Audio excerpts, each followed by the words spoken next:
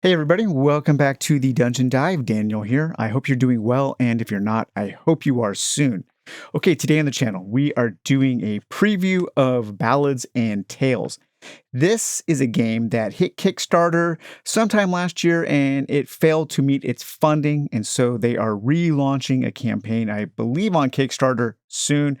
I will gather some more details and hopefully provide a link for you soon. I don't think the landing page, the preview Kickstarter is up yet, so I'm not sure of those details. But what I wanted to do is give you an overview of this game and tell you some reasons why I am backing this game. Now, please keep in mind, this video is not called Why You Should Back Ballads and Tales. I am not trying to sell you on this game.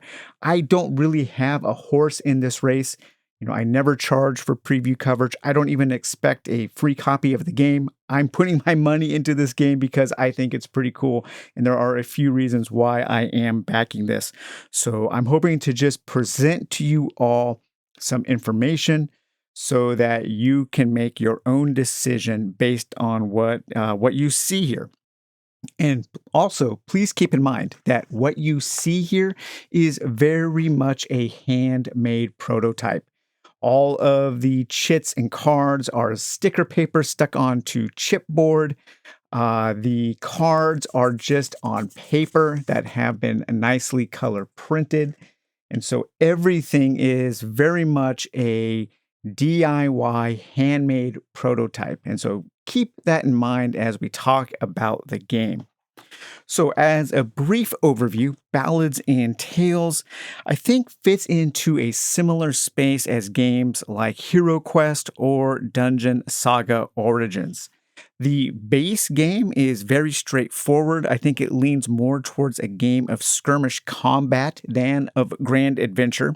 However, if you want grand adventure, there is an expansion being developed in tandem that should offer that with a large overland map that you can explore, complete with travel events, different kinds of campaigns, and a random dungeon mode. I don't know a lot of information about that expansion mode, but what we get in the back here of the prototype adventure book for the base game, we can see a little bit of information about this. We can also see a little bit of the artist known as Bona doing her work. And let me tell you, the art for this game is one of the main reasons why I am backing it. I think it has some of the boldest, most amazing artwork I've ever seen in a game. So for the information that I know for the expansion, so far it says here that in this extensive travel mode, the expansion will be called Dungeons of Forbidden Necromancy. That's a great name. In the extensive travel mode, the heroes will travel through the Duchy of Wenheim. Using the map shown on the right, their goal is to enter 6 ancient dungeons and activate the artifacts hidden within. The heroes have to make sure to eat regularly so they don't start an adventure weekend. The travel cards affect the journey of the heroes with many special events. Bounties can be placed on dangerous bosses. A quarantine can be placed on a village, preventing heroes from entering it for some time. Zombies can be resurrected in a graveyard. Homunculi block all bridges on the map. Man, that sounds awesome. That sounds like something a world that I want to adventure in. Then there's a story campaign where takes the heroes to the village of Valbrunn, where the night doesn't end. The heroes travel the village across another map. That's a work in progress, finding key items, solving puzzles, and facing dangerous bosses. The solo adventures are ideal for players who, due to their everyday commitments, do not have time to regularly play in an extensive campaign. The individual adventures offer quick fun with varied missions without much preparation time. If you want to spend more time with the world of Ballads and Tales, you can dive deep into the travel mode and the story campaign. Both modes can be, of course, played solo or co-op. In addition to the adventure book, the expansion for Dungeons of Forbidden Necromancy contains another book of random adventures. So yeah, the base game, think of the base game as the basic version of the game. This is the game here that I have set up with this first adventure, where you will learn the rules. You can play through 12 different scenarios and they are all standalone. Nothing connects, nothing carries over from one game to the next. The adventure book that we have so far has 7 different adventures in it, and I have played 3 of them. So the first adventure here is called the Kobold Plague. The situation in Millwind is threatening to escalate, and by the time the Imperial army will arrive, the fate of the inhabitants could well be sealed already. The reason for all due haste is the sudden appearance of kobolds that have already occupied the first house just outside the village walls. The Green Menace will have to be eliminated completely, and their underground tunnels will need to be destroyed. The necessary explosives will be supplied by the Mercenary Guild, who will also pay the heroes a handsome reward after completion of the task. And so here we have the page on how to set up each of the missions. You will tell you what kind of gear you might start with or how much money you start with in order to outfit your characters. The cards of evil, some of the cards that the bad player will play. So this game can be played as a GM-led campaign or adventure where the GM is controlling the bad side, or it can be played co-op and solo with a rudimentary AI controlling the monsters. You will have your objective here, and then certain things that change depending on what you do, and you will draw these adventure cards that will add kind of a random change element while you are playing. So there's Adventure 1, the Kobold Plague. Adventure 2, the Decomposition.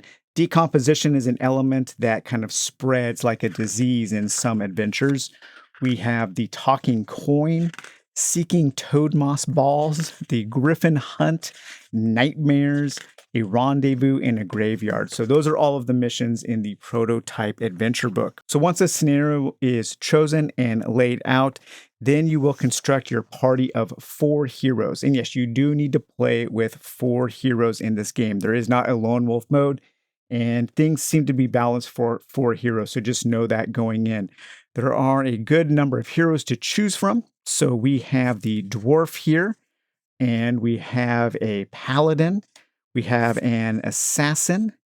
We have a witch hunter or an alchemist. I always call her the witch hunter because she looks like an old world witch hunter. We have an Amazon. And then there will be different fairies that act as utility characters that can come along with your party to help your party heal and remove unwanted conditions. You don't need to put the fairy on the board, and any hero can access the fairy's healing powers at any time during the game.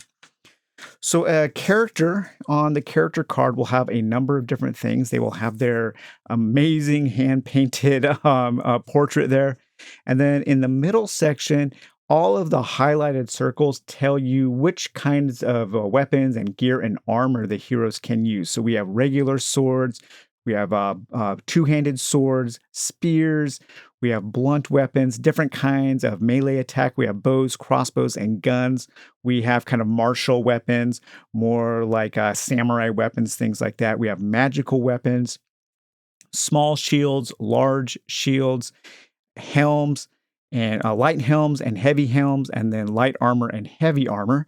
And then we also have some different stats here for your melee attack, your ranged attack, your dodging ability, your wisdom ability, how many spaces you can move when you take a point of movement action, and then their vitality, how many hit points they have. On the back of each card, you will have a magic section here. The number in the red gem there, that tells you how many points you can spend on spells at the beginning of the game to create your spell book that you can bring in. We'll talk a little bit more about that later. And there are 1, 2, 3, 4, 5, 6, 7 different schools of magic. So of course the paladin knows some spirit magic, and so they are good at healing. You will get a faction there, not a fraction, a faction, a folk, a gender, they're special, what they are, and then their starting capital. So if you bring the paladin into your party, you will have 1, 2, 3, 4, 5 coins, and each one of the characters brings a certain number of coins as capital to the starting party. And then you can take all of that gold and you can pool it together in order to buy cards from the trader. And this is how you outfit your party at the beginning of the game. So right here, we have a lot of choices in how we are going to equip our characters with different armor and weapons. I think this is really cool. I like this aspect of the game. And so we have all kinds of different shields, such as tower shields, round shields, kite shields, heater shields. And then we have our kind of martial weapons here, throwing daggers, an assassin's dagger, different kind of maced weapons here or hammers. We have maces and the raven's beak. And again, each one of these cards is hand painted with oils on canvas. And my God, it looks so good. We have claymores, bastard swords, short swords, daggers, crossbows, different types of bows, different types of leather helmets. And there's a kettle helmet, a nasal helmet there, a leather armor, hide armor, leather armor, a gambeson. And then we have some magical things like trinkets and rings you can wear, different kinds of potions that you can buy, different types of arrows that you can equip your archers with. So there are a lot of different decisions to make before you even put your heroes on the board, before you even get started in the game. And there's a lot of variety. So right now in the party that I've been playing with, I was playing as the elf here. So the elf is good at archery and she has a starting ability. So each of the heroes also has different starting abilities and they have access to different abilities as they gain ability points during the mission. And remember, these are all standalone scenarios. The basic game is it's just a regular board game. You're going to set up a scenario, play it, and then you can move on to another scenario, but nothing carries forward. Okay, so the elf here also has 3 points of magic that she could spend on those 4 highlighted schools of magic. And so for my elf, I chose ice arrows. So she can shoot ice arrows out of her hand, which will also damage and cause creatures to become afflicted with frost. And she also has the elf's song. And for 2 action points, she can give all of my allies an additional action point. The spells will have the spell cost, so that's how much it is to buy the spell at the beginning of the game, and then how many times the spell can be used in that adventure. For my equipment, I bought the elf a short bow, and I also bought her the reinforced arrows. And the reinforced arrows you can use 3 times to add a green die to your attacking dice pool. And we'll talk about combat a little more depth in just a minute. My other character I'm playing as is the Barbarian. So the Barbarian doesn't start with very much capital. They're pretty strong, but keep in mind that it is balanced with how much starting gold they have. I decided to buy a hatchet for my Barbarian there. And then the Barbarian has a special power at the beginning called Way of the Warrior, where I have these 2 tokens, and I can spend those to make my attacks stronger. And every time I defeat an opponent, I gain one of these tokens to be spent. So the Barbarian wants to just go in, swinging weapons away, killing all the enemies to become more powerful. Kind of like a rage character. Kind of like a Viking character in the Shadows of Brimstone, Gates of Valhalla.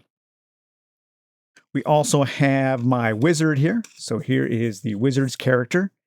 So the wizard has 8 points at the beginning of the game to spend on magical spells. I bought the wand for my wizard. The wand can be used as a melee weapon, or it can be used 3 times during an adventure to freely cast a spell without taking up an action. At the start of the hero's turn, each hero will have 2 actions that they can spend doing a variety of different things, such as movement, taking melee or ranged attacks, interacting with certain elements on the map, and taking any kind of special actions that you might need to do to win those scenarios. So with my 8 points of spell abilities, I bought the following spells for my wizard. I bought Haste, I bought Tailwind, Stone, Skin, Inferno, and Fire Rays. So a really good assortment of utility and damaging spells. And the wizard's special ability, their starting ability here is the Scholar. Basically, I can recharge a spell that costs only 1 to use. And I only have 1 of those. I have Tailwind. I can use that twice. And as a free action, as an action, or it's free action, you or an ally may take 1 free movement action. And so I can recharge that in order for that to be used again. The final character in my party is my Arch Knight. So here's the Arch Knight with her beautiful portrait. Man, just look at that art. Oh, it's so good. It's just exquisite. I love it. I love how bold it is. The colors and the line work is fantastic. But she brings in a lot of money. So, you want to think about when you're putting your party together, you want to think about not just the power of your character, but how much capital they're bringing to the party so you can spend to buy special weapons. For her, I bought a Morning Star and a helmet. And then she also has some starting abilities that will allow her to protect herself a little better in melee combat. So those are the 4 characters that I have chosen to bring into my party. I have the initial setup here. As part of this mission, what we are trying to do is there are 2, right now, at the beginning of the mission, there are 2 kobold holes here. And so this is where the kobolds are coming up from under the ground and attacking this village. Here is the home that the initial setup started, or the initial setup flavor text mentioned. So this is the first home that the kobolds have raided. So we need to destroy these kobold dwellings. And so these dens. So there's one over here in this corner, and then there's one up here in this corner. I'm just going to give you kind of an overview of the map to let you know the kind of interactions that you can have while playing the game. So the heroes will always start on the campfire tile, and so you will place your 4 heroes there. There are a lot of 3D elements. I'm of 2 minds of these 3D elements. I know some people really like them. I think they can look cool. However, they are kind of a double-edged sword because I am constantly knocking down 3D elements whenever I play a game. So just keep that in mind. If I knock stuff over, it's just because I'm a little clumsy. One 3D element I did not get is walls. So you will have walls that you can set up to make the maps different. So this is a wall here. I just made those out of miscellaneous tokens, and this is a wall here. This is a magic door, and the magic door goes right here. Magic doors can be attacked with wisdom. Basically, you are using your wisdom to figure out how to open the magic door. The wizard is the best at wisdom. The wizard rolls a red die. So this game uses a dice pool system, and the dice are color-coded from cold to hot. So we have blue as the weakest, green, yellow, and then red as the strongest. And they will have certain numbers of hits. So you're looking for swords to be hits. So the wizard could go up to this magical door. The door needs, I believe it's 8 points of wisdom damage. I don't know. Let me see here. It tells us in the book here. Let's see. The magic door is at B. When the magic door must take at least 4 points of damage. So we need to figure out how to open that door, and it would take an action. We could take a wisdom action and roll this and look at the total, and we could add that much damage to that magic door. Once we have figured out how to open it, it becomes a normal door for the rest of the adventure. Because we need to make our way to these different holes here. And so we could come through the magic door and maybe go through the window. There are windows. Windows can be opened and closed, and you will have different tokens to represent the open and closed windows. The same goes with doors. So we have a door here. So here's the front door into this house. When we open the door, we can swap that closed door token out for the open door. We have closed windows. This is a door leading into this other room. This is a ladder, and this ladder actually connects to an upstairs room of this house, the upstairs bedroom, through this trap door. And then up here, there's a treasure chest that we can reveal. So there are a whole bunch of different treasure chests that you can set out. You will randomize these as you set up your map. You will shuffle these up and then choose the ones that you want, or randomly select the ones to go on the board. And so as an action, the hero can open the chest. And hey, I would have found a treasure and a resource. The resources are really cool. Since I did find one of those right now, let's talk about the resources in for just a second here. Let me grab the resource deck. So resources, these are smithing resources, and these are all gems and things that you can slot into your weapons. So each of the weapons will have a number of different slots. So the short bow has 2, the hatchet has 1. And if I found this sunglow stone, I could apply this to the hatchet, and that would make this an armor-breaking hatchet, which means if I attacked an enemy with armor, it would negate all of the armor. That's really cool. I love smithing like this. This does remind me of Dungeon Crusade. I love that smithing. Being able to slot gems into weapons to augment them, to modify them on the fly is really cool. But we have all kinds of various things that we can slot into our different weapons. Some will take 2 slots, such as the bow here has 2 slots, and so we might bows only. This Nimbus Oak. Once per round, you may make a basic ranged attack as a free action on your turn. Hey, so that adds an extra ranged attack for the Elven Archer. I think that is really, really cool. So when you find resources, you can immediately slot those in to your weapons. We also have, so we've talked about windows, we've talked about doors, we've talked about ladders. We have trees. We have large trees, tall trees. So all of the trees, they look different, but they're all tall elements on the board. Those block line of sight and they block movement. And then we have small shrubs and rocks, and these block movement, but not line of sight. You can shoot over them. So there are some different ways to interact with the elements. Let's see, there's another treasure chest there. And as you can see, so we can come in through this door here. We can work our way this way, but here we have a kobold. And at the beginning of the game, you're going to set up a certain number of visible enemies. If they're shown with their picture and this eyeball, those are visible. These are called hidden ones. And you will build a pool of different hidden ones depending on the scenario. And the hidden ones are out on the board and they're represented by these little grinning tokens. These get activated by heroes making noise. So if a hero does something that makes noise, and that includes basically melee or ranged attacks or casting spells, you will add a little noise token if that happens within 5 spaces of those hidden ones. That will trigger them, and then they will start to move towards the source of that noise.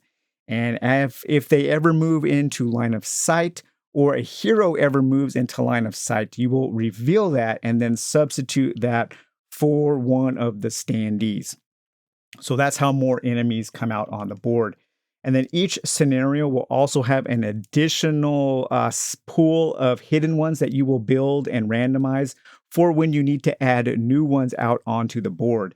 And there are a few different ways to add things out onto the board. You can see these numbers here, like 10. So we have 1, 2, 3, 4, 5, 6, 7, 8, 9, and 10. So you will put these numbers that are mentioned in the adventure book.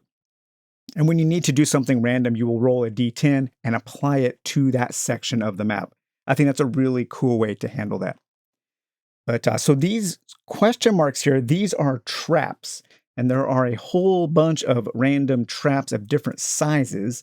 And when a hero moves over the random trap, they will look at it and then they will pay the price. They will have to deal with the trap. There are spike pits. Sometimes you might find treasure. So not all traps are bad. There is a little bit of a pressure luck element to that. There are bear traps. There are magical traps. There are pits. So there are all kinds of different traps.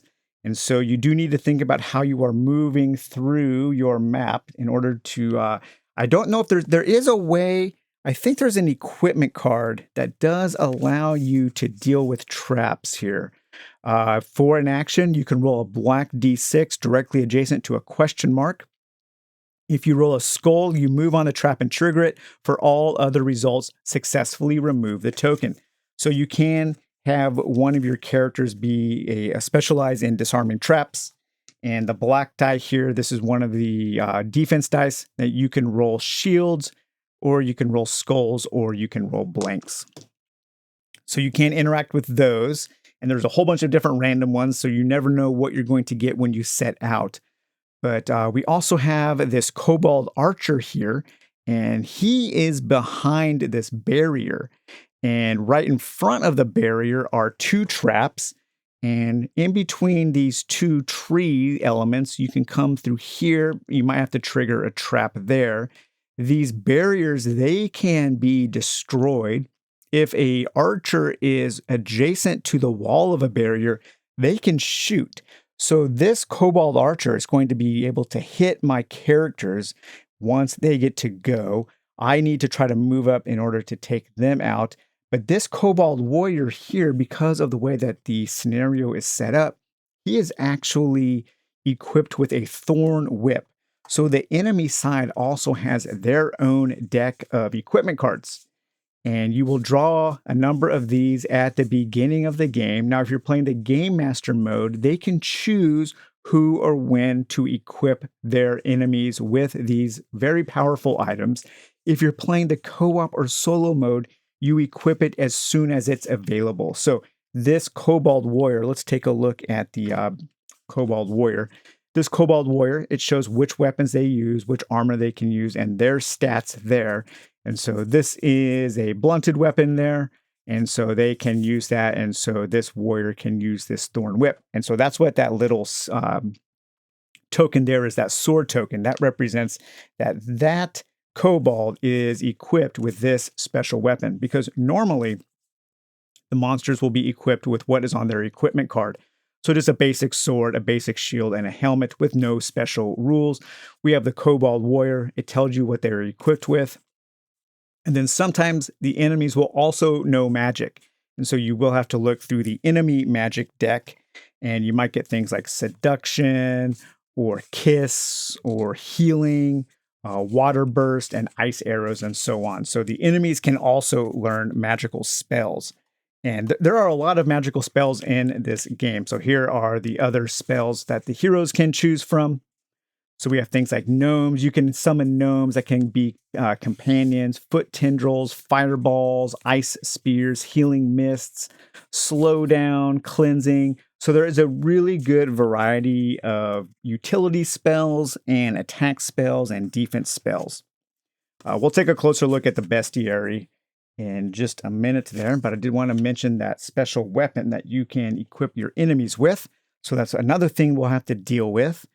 And let's see, anything else we'll have to deal with? There are some squares that have a red border around them, and those are elements that block movement. Some elements will block line of sight, some block movement. Purple bordered elements will represent different levels of terrain, because there are bonuses for attacking from higher to lower terrain. And so far, I think the tiles look really cool. We have some double-sided tiles here. So I'll just show you some of those examples here. But once again, the art is just absolutely gorgeous in this game. I really like these tiles a lot. I mean, these tiles can be used for all kinds of things. Nice little some tombs there. Little pig pen or a goat farm there. There's a fox there. So yeah, I don't know if this is all the tiles that you will get in the game. I think most of these on the board right now are double-sided. And there are also, if I can grab them here, a couple of larger tiles here. So we have some outdoor, a really good mix of outdoor and indoor tiles. And the lighting of both is reflected, and I think that's pretty cool. So on a turn, enemies and heroes will get 2 actions. All of the heroes go first, then the enemies. And you can activate your heroes in any order. Let's take a look at the Elven Archer here. So she has a short bow. The short bow has a range of 2 to 8. So she cannot target characters that are directly adjacent to her. It has a minimum and a maximum range. She has an innate ability of a ranged weapon with or a ranged attack with a green die, and the short bow adds a blue die. If I wanted to use one of my 3 reinforced arrows, I would add a green die to my dice pool. So that would bring the dice pool up to 2 green and a blue. So that would be my dice pool to attack with this configuration. And you can attack adjacent, or you can attack orthogonally or diagonally. So let's see, 1, 2, 3, 4, 5. That looks like that's about 6 squares away for that Kobold Warrior there. And so I would roll this, and let me see here. Let me get my dice tray out. Let's roll that to see how many hits. Ooh, only 2 hits. That's not very good. So then the Kobold Warrior can defend against that ranged attack. And so they have a defense value of 1. So they have an armor of 1. That's a point that they can spend to deflect all of that damage. And so they do that as soon as they can. So that would have been a wasted attack. If I was attacking adjacent with melee attacks, in melee, both sides roll their combat dice pool.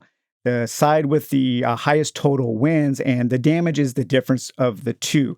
Now, sometimes characters might be equipped with shields or with helmets, and those will allow those characters to add defense dice to their dice pool.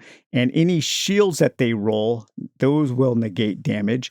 Some enemies and combatants are also armed with armor, and that armor will allow you to spend points to negate damage. There are also different conditions that can be applied on a successful attack, such as frost damage or fire or poison and so on.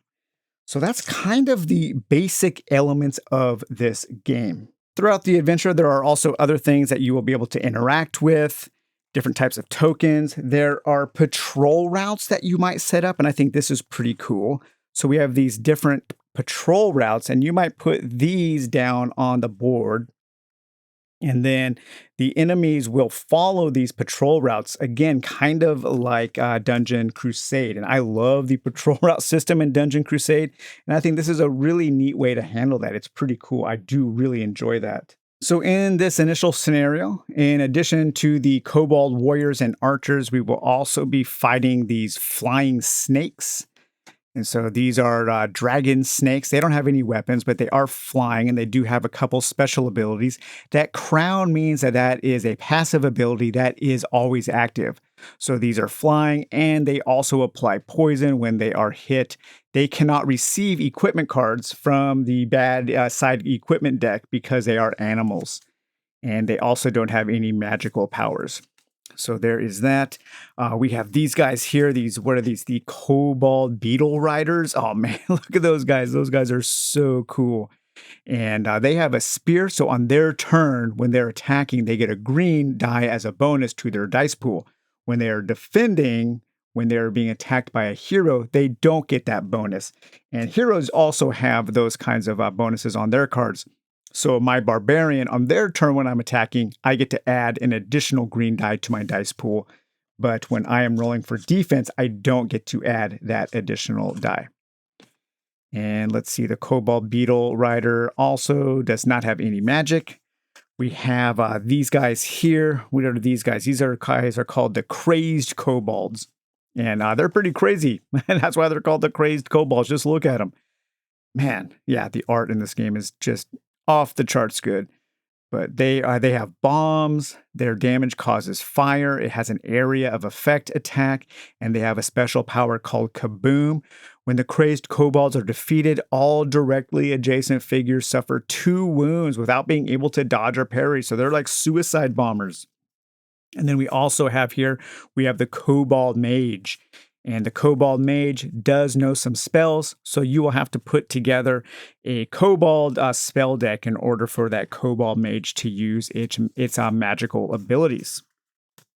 So that's kind of a basic, really quick overview of some of the things that you can expect while playing. I wanted to show how you can interact with different elements on the map, a little bit about how combat works, a little bit about how the enemies work, and some of the things that you can think about when creating your party of heroes, and how the different heroes might work differently together, how you can pool your money together at the beginning of the game to outfit your characters in unique and different ways. And yeah, just kind of give you a really high-level, broad overview of what you can expect when playing Ballads and Tales. So there are just a few more elements I want to discuss before we go into my 6 reasons why I'm backing Ballads and Tales. And those are these decks here. So we have different event decks. We have the Game Master event deck and the co-op/solo event deck. When you are playing with a Game Master, at the beginning of each round, the Game Master will be able to draw one of these cards into their hand, and then they can play it. And once again, look at that. I want a poster of that. I want a shirt of that. I love those skeletons. But these are cards that the Game Master can play on the heroes, at the worst possible moments to make the heroes' lives just absolutely terrible. Think of these as kind of like the cards that the Overlord might have in a game of Descent First Edition. And on the back here, we have some lovely hand-drawn pencil art from Bona. And then we also have a deck of event cards that you will use when you're playing the solo or co-op mode. And at the beginning of each hero's turn or each hero phase, when it's the hero's turn to act, the group will elect one hero to draw a card and pay the price or face the consequences of this event card. There are things like miasma, or you can get support. So they're not all bad. There's a good mix of good and bad. An alarm might sound, hey, nothing might happen. A completely eventful turn.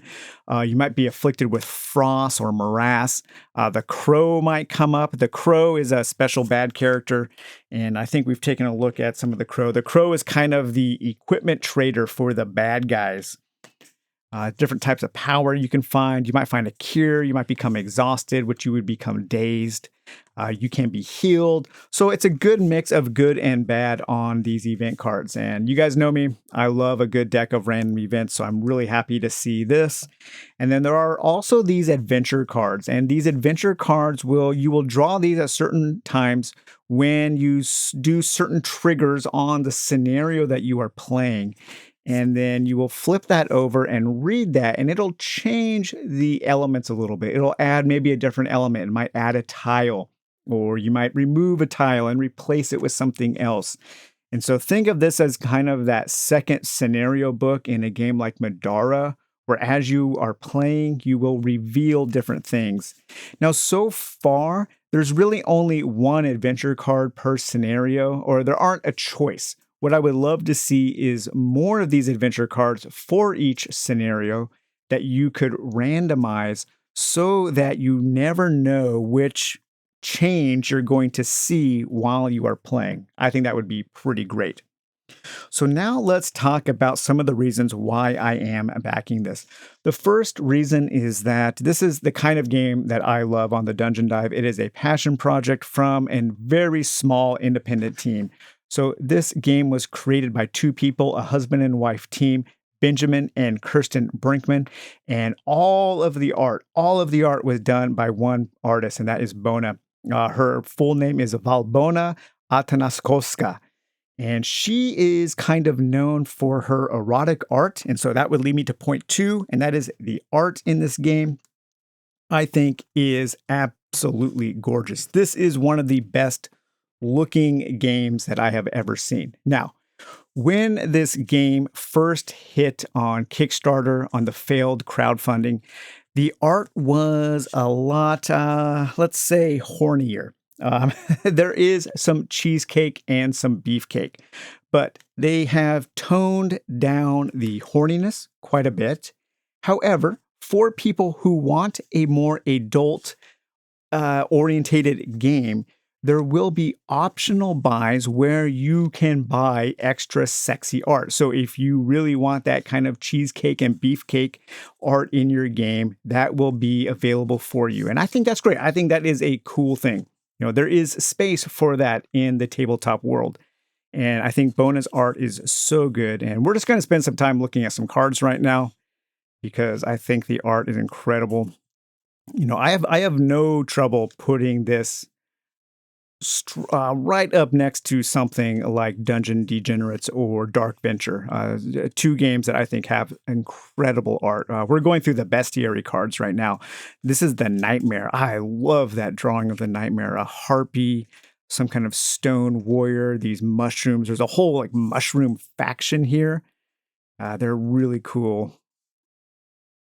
Where's this? These cards are a little hard to flip through because they are just paper, and the thick ink makes them a little sticky.